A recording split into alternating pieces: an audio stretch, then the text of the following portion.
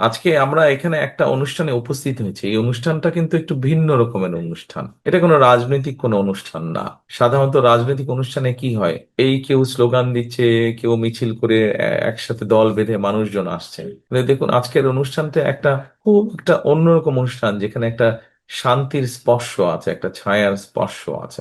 সাধারণত রাজনৈতিক অনুষ্ঠান হলে আমরা একটি ভিন্ন চিত্র দেখি, আজকের এই অনুষ্ঠানটি একটু ভিন্ন রকম। দেখুন এখানে আমি উপস্থিত আছি, এখানে অমিত উপস্থিত আছে, অমিতের সাথে আমাদের জেলা বিএনপি সাবু সাহেব সহ অন্যরা উপস্থিত আছে, উপজেলা নেতৃবৃন্দ উপস্থিত আছে। আমরা যারা রাজনীতি করি, আমরা রাজনীতিটা করি কাদের জন্য? আমরা রাজনীতিটা করি দেশের মানুষের জন্য। রাজনীতির অর্থ কি সবসময় মিছিল মিটিং স্লোগান? হ্যাঁ, মিছিল মিটিং স্লোগান রাজনীতির একটি অংশ, বই কি, কিন্তু তার বাইরেও তো রাজনীতির অংশ আছে। মানুষের বিপদে আপদে বিভিন্ন সময়ে ঝড় বৃষ্টি তুফান বন্যা, বিভিন্ন রকম প্রাকৃতিক দুর্যোগই হোক অথবা মানুষের কোনো ব্যক্তিগত দুর্যোগই হোক, সামাজিক দুর্যোগই হোক, সোজা কথায় অল্প কথায় এক কথায় মানুষের পাশে গিয়ে দাঁড়ানো, এটি হচ্ছে সবচেয়ে বড় রাজনীতি। আমরা অতীতে দেখেছি যে বিভিন্ন রাজনৈতিক দলের বিভিন্ন বক্তব্য থাকে, বিভিন্ন কথাবার্তা থাকে। মঞ্চে দাঁড়িয়ে এক রাজনৈতিক দল আরেক রাজনৈতিক দলের বিভিন্ন কাজের সমালোচনা করছে, বিভিন্নভাবে দোষারোপ করছে।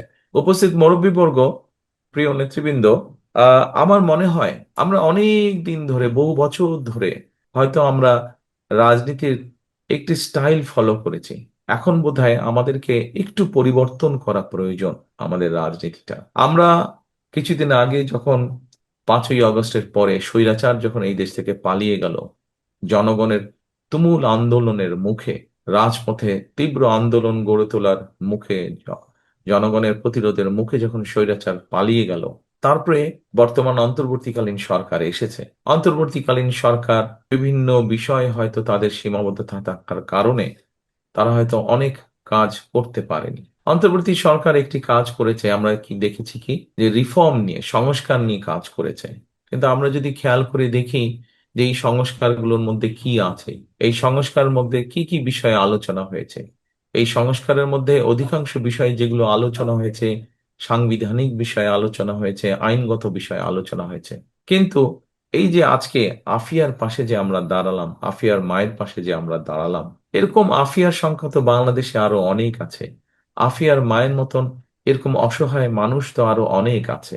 এখানে অমিত তার বক্তব্যে কিছু কথা বলেছে যে আমরা আমাদের রাজনৈতিক দল হিসেবে, সংগঠন হিসাবে, মানুষ হিসাবে, ব্যক্তি হিসাবে আমরা বিভিন্ন সময় চেষ্টা করেছি যে রাজনীতির প্রচলিত যে রাজনীতি আছে তার পাশেও বিভিন্ন সময় মানুষের পাশে দাঁড়ানোর চেষ্টা করেছি আমরা। এই সংস্কার প্রস্তাবগুলো যেগুলো এসছে, এগুলাও ভালো, এগুলাও প্রয়োজন দেশের জন্য, দেশের মানুষের জন্য, ভবিষ্যতের জন্য প্রয়োজন। কিন্তু যেই কথাটি বলছিলাম যে আফিয়ার মতন যারা সন্তান আছে, আফিয়ার মতন যেই আফিয়ার মায়ের মতন যে অসহায় মানুষগুলো আছে, এই মানুষগুলোকে নিয়েও তো আমাদের চিন্তা করতে হবে, এরা তো এই দেশেরই সন্তান। কাজেই সেই জন্যই নিশ্চয়ই আপনারা খেয়াল করেছেন, আপনারা এর মধ্যে নিশ্চয়ই জানেন, এর মধ্যে আপনারা পত্রপত্রিকা দেখেছেন, শুনেছেন, আমাদের নেতৃবৃন্দ গ্রামে গ্রামে মানুষের কাছে বলেছে যে আমরা আগামী দিনে বাংলাদেশের মানুষের এই যে সামনে যে নির্বাচন, এই নির্বাচনের মাধ্যমে আমরা ইনশাল্লাহ বাংলাদেশ জাতীয়তাবাদী দল, আমরা যদি মানুষের সমর্থন পাই এবং সরকার গঠন করতে সক্ষম হই, তাহলে আমরা কতগুলো পদক্ষেপ নিতে চাই। এই গ্রামের মানুষ বলেন, দুস্থ মানুষ বলেন, এই পরিবারগুলোর পাশে দাঁড়াতে চাই আমরা। সেখানে আমরা আমাদের ফ্যামিলি কার্ডের কথা বলেছি। বাংলাদেশের অর্ধেক জনসংখ্যার মতন মানুষ প্রত্যক্ষ বা পরোক্ষভাবে কৃষির সাথে জড়িত। মানুষের বা দেশের সব সর্বমোট জনসংখ্যার বেশিরভাগ মানুষ তো গ্রামেই বাস করে, এবং গ্রামে যারা বাস করে কম বেশি সেই মানুষগুলো কৃষি কাজের সাথে জড়িত। আজকে কৃষক যদি ভালো থাকে, কৃষক যদি তার পণ্যের, উৎপাদিত পণ্যের ন্যায্য মূল্য পায়, তাহলে সামগ্রিকভাবে দেশ ভালো থাকবে। কৃষক যদি উৎপাদন বাড়াতে সক্ষম হয়, তাহলে দেশের বাকি মানুষ স্বল্প মূল্যে, ন্যায্য মূল্যে কৃষি উৎপাদিত পণ্যগুলো তারা পাবে। এবং সেই জন্যই কিন্তু কৃষকের পাশে এসে দাঁড়ানোর জন্য, কৃষককে সহযোগিতা করার জন্য, কৃষককে ভালোভাবে সহযোগিতা করার জন্য আমরা সেই জন্য কৃষি কার্ডের মতন একটি প্রকল্প হাতে নিয়েছি, যে আমরা দেশের মানুষের সমর্থন নিয়ে সরকার গঠনে সক্ষম হলে কৃষকদের পাশে দাঁড়াবো। ফ্যামিলি কার্ড দেওয়ার মাধ্যমে আমরা যেরকম ফ্যামিলি কার্ড যেটি আমরা দিতে চাইছি, এটি দেওয়ার মাধ্যমে যেরকম আমরা পরিবারগুলোর পাশে দাঁড়াবো। ফ্যামিলি কার্ড আমরা দিতে চাই শুধু নারীদেরকে। একটি পরিবারের যে নারী, নারী প্রধান যে, তাকে আমরা এই ফ্যামিলি কার্ডগুলো দিতে চাই, যাতে তার পরিবারের সহযোগিতা হয়, তার পরিবারের জন্য সুবিধা হয়, সাহায্য হয়। ঠিক একইভাবে আমরা দিতে চাই কৃষক কার্ড কৃষকদের জন্য। অর্থাৎ আমাদের রাজনীতিটাকে আমরা নিয়ে যেতে চাই, রাজনীতিটাকে শুধু স্লোগান, মিটিং, মিছিল এর মধ্যে আমরা সীমাবদ্ধ রাখতে চাই না। আমরা রাজনীতিটাকে এমন ভাবে নিয়ে যেতে চাই যাতে সাধারণ মানুষ বলতে আমরা যাদেরকে বুঝি, সেই মানুষগুলোর পাশে যাতে আমরা দাঁড়াতে পারি। তারপরে যেমন ধরেন, আমরা আরেকটি প্রকল্প চালু করতে চাই, খাল কাটা প্রকল্প।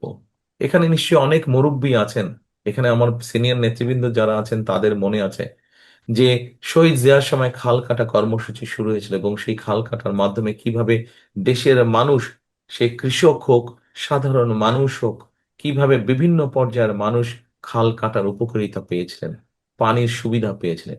সেই খাল কাটা বন্ধ হয়ে যাওয়ার কারণে আমরা আজকে দেখেছি যে গ্রামে গঞ্জে উপজেলায় জেলা পর্যায়ে খাল নদীগুলা বন্ধ হয়ে যাওয়াতে মানুষ কষ্টের মধ্যে, পানির কষ্ট ভোগ করছে মানুষ। ঠিক একইভাবে কৃষকরা সেচ সুবিধা থেকে বঞ্চিত।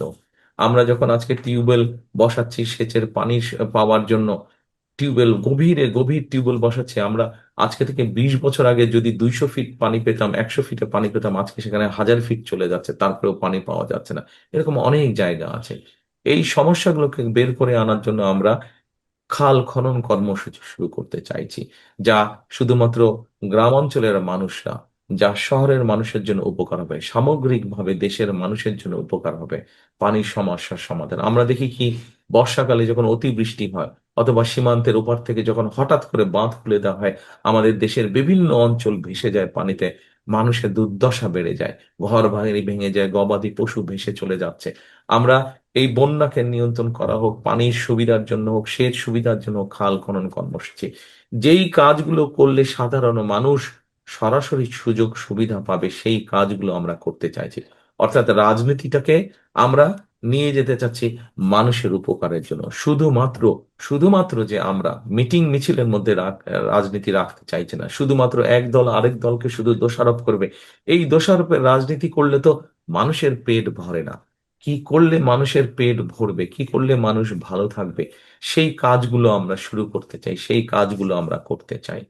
দেখুন, আরেকটি কথা যেমন বলি, এই যে আজকে যে বাচ্চাটা আফিয়া, ও বাচ্চাটা যে আজকে যেই বেচারা, যেই কারণে তার বাবা তাকে ছেড়ে চলে গেছে, অর্থাৎ ওর অনেক অল্প সংখ্যক মানুষের হয়, কিন্তু ও বেচারারও এই রোগটি হয়েছে যে কারণে তার রংটা, শরীরের রংটা অন্যরকম। গ্রামের মানুষ বিশেষ করে আজকে চিকিৎসা সুবিধা, বেসিক যে চিকিৎসা, মৌলিক যে চিকিৎসা সুবিধা, এই চিকিৎসা সুবিধা থেকে আমাদের লক্ষ লক্ষ কোটি কোটি মানুষ বঞ্চিত আজকে।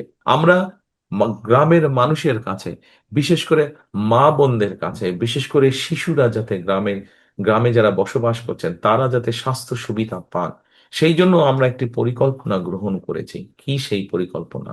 আজকে এই যে কথাগুলো বলছি, এখানে আপনারা যারা আছেন সবাই কিন্তু আপনারা চাঁদপাড়া গ্রামে বাস করেন, অর্থাৎ এখানে উপস্থিত মোটামুটি সবাই কিন্তু অধিকাংশ মানুষ গ্রামের মানুষ। অর্থাৎ দেশ গ্রামের মানুষ যারা আছেন তাদের জন্য বিএনপির কি পরিকল্পনা, সেগুলো সংক্ষেপে আমি আজকে আপনাদের সামনে দু একটি কথার মাধ্যমে বলতে চাইছি। স্বাস্থ্য সুবিধাটা আমরা গ্রামের মানুষের কাছে পৌঁছে দিতে চাই। অনেক বাংলাদেশে বহু বোন আছেন, বহু মা আছেন যারা বছরের পর বছর ধরে বিভিন্ন শারীরিক কষ্ট ভোগ করছেন, কিন্তু হয়তো সদর উপজেলা হাসপাতালে যেতে পারছেন না, সদর জেলা হাসপাতালে যেতে পারছেন না। হয়তো ছেলে টাইম পাচ্ছে না, হয়তো ভাই টাইম পাচ্ছে না, হয়তো স্বামী সময় করতে পারছে না, তাকে নিয়ে যেতে পারছে না। আমরা স্বাস্থ্যকর্মী নিয়োগ করতে চাই। স্বাস্থ্যকর্মী নিয়োগ করার মাধ্যমে আমরা এই সুবিধাটা, অর্থাৎ বিশেষ করে মা বোনদের জন্য, বিশেষ করে ছোট ছোট বাচ্চাদের জন্য যারা একা হাসপাতালে যেতে পারে না, তারা যাতে ঘরে বসে মৌলিক যে চিকিৎসাগুলো, সেই চিকিৎসা সুবিধা যাতে তারা পায়, সেই জন্য আমরা দেশে 1 লক্ষ স্বাস্থ্যকর্মী নিয়োগ করতে চাচ্ছি। তাদেরকে আমরা ট্রেনিং দিব, এবং এই স্বাস্থ্যকর্মীরা গ্রামে গ্রামে যাবে। এখানে যারা সিনিয়র নেতৃবৃন্দ আছে, এই গ্রামে যারা মুরব্বীরা, আপনারা আজকের এই অনুষ্ঠানে উপস্থিত আছেন, আপনাদের নিশ্চয়ই মনে আছে শহীদ জিয়ার সময় কিন্তু পল্লী চিকিৎসক ছিল, নিশ্চয়ই এখনো আছে কিছু কিছু। শহীদ জিয়ার সময় পল্লী চিকিৎসক ছিল, অর্থাৎ গ্রামের মানুষ কষ্ট করে যাতে তাদেরকে খুব সিরিয়াস কোনো অসুখ বিসুখ না হলে, ছোটখাটো অসুখ বিসুখ যাতে ঘরে বসেই তাদেরকে আমরা চিকিৎসার সুবিধা দিতে পারি, সেইটির ব্যবস্থা আমরা করতে চাইছি। আরেকটি বিষয় আছে, আরেকটি বিষয় আছে। আমরা বিভিন্ন শ্রেণী পেশার মানুষ, আমরা এই যে বলেছি, একটু আগে বললাম ফ্যামিলি কার্ডের কথা। এই ফ্যামিলি কার্ড দেওয়ার মাধ্যমে আমরা যেরকম মা বোনদেরকে সহযোগিতার হাত বাড়িয়ে দিতে চাইছি, তাদেরকে আমরা স্বাবলম্বী করে গড়ে তুলতে চাইছি। আপনাদের নিশ্চয়ই মনে আছে দেশনেত্রী খালেদা জিয়ার সময় আমাদের নারীদের শিক্ষা, যারা নারীরা যাতে শিক্ষা পায়, ওই জন্য দেশনেত্রী খালেদা জিয়া যখন দেশ পরিচালনার দায়িত্বে ছিলেন, উনি কি করেছিলেন? উনি কিন্তু মেয়েদের শিক্ষা ক্লাস 12 পর্যন্ত, ইন্টারমিডিয়েট পর্যন্ত মেয়েদের শিক্ষা ব্যবস্থা ফ্রি করে দিয়েছিলেন। গত 25 বছরে কিন্তু বাংলাদেশের নারী সমাজের বহু নারী কিন্তু সেই সুবিধাটা পেয়েছে। কিন্তু শিক্ষার পাশাপাশি দেশনেত্রী খালেদা জিয়া নারীদেরকে শিক্ষার সুযোগ দিয়েছিলেন। আজকে আগামী দিনে ইনশাল্লাহ বিএনপি আপনাদের সমর্থন নিয়ে সরকার গঠনে সক্ষম হলে এই শিক্ষিত নারী সমাজকে আমরা অর্থনৈতিকভাবে স্বাবলম্বী করে গড়ে তুলতে চাই। নারীরা যদি অর্থনৈতিকভাবে স্বাবলম্বী হয়ে গড়ে তুলতে পারে, তাহলে এই দেশকে আমরা সামনের দিকে খুব দ্রুত নিয়ে যেতে পারবো। দেখেন, একটা সংসার, নারী একজন এবং একজন পুরুষ মিলিয়ে একটি সংসার তৈরি হয়। শুধু পুরুষ যদি কাজ করে, নারী যদি কাজ না করে, সংসারটা সুন্দর হতে পারবে? সুন্দর হতে পারবে না। ঠিক একইভাবে দেশের অর্ধেক জনসংখ্যা হচ্ছে নারী। সেই নারীদেরকে যদি আমরা সহযোগিতা না করি, তাহলে তো দেশকে আমরা এগিয়ে নিতে পারবো না। সেজন্য আমরা চাই, যেই নারীরা শিক্ষিত হয়েছে, গত 20 বছর 25 বছর ধরে শিক্ষিত হয়েছে, খালেদা জিয়া যে সুবিধা তৈরি করেছেন, আগামী দিনে বিএনপি সরকার ইনশাল্লাহ সেই নারীদেরকে অর্থনৈতিকভাবে স্বাবলম্বী করতে চাই। সেই জন্যই আমরা সেই ফ্যামিলি কার্ড দিতে চাই। খালেদা জিয়ার সময় আপনাদের খাল খননের মাধ্যমে যেরকম শহীদ জিয়া কৃষকদের সেচের সুবিধা করে দিয়েছিলেন, আপনাদের নিশ্চয়ই এখানে অনেকে আছেন যাদের মনে আছে খালেদা জিয়া 91 সালে যখন সরকার গঠন করলেন, তখন কিন্তু কৃষকদেরকে 5,000 টাকা সুবিধা, কৃষি ঋণ মৌকুফ করে দিয়েছিলেন। 25 বিঘা পর্যন্ত জমির খাজনা মৌকুফ করে দিয়েছিলেন। 10,000 টাকা যাদের যাদের কৃষি ঋণ ছিল, তাদের সুদটা মৌকুফ করে দিয়েছিলেন। আমরা এবার কৃষক কার্ডের মাধ্যমে কৃষকদের পাশে আরো শক্তভাবে সরকার দাঁড়াতে চায়, যাতে কৃষকদেরকে সুবিধা দিতে পারি।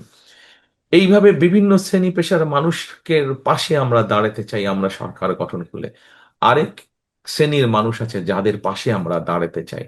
এই মানুষগুলা কিন্তু আমাদেরকে আমাদের জন্ম থেকে মৃত্যু পর্যন্ত, আমাদের আনন্দের সময় যেরকম আমাদের পাশে এই মানুষগুলো থাকেন, ঠিক আমাদের জীবনের দুঃখের সময়গুলো এই মানুষগুলো থাকেন। বিভিন্ন সময় জীবনের বাঁকে বাঁকে আমরা যখন বিভিন্ন সংকটে পড়ি, এই মানুষগুলো আমাদেরকে পরামর্শ দেন।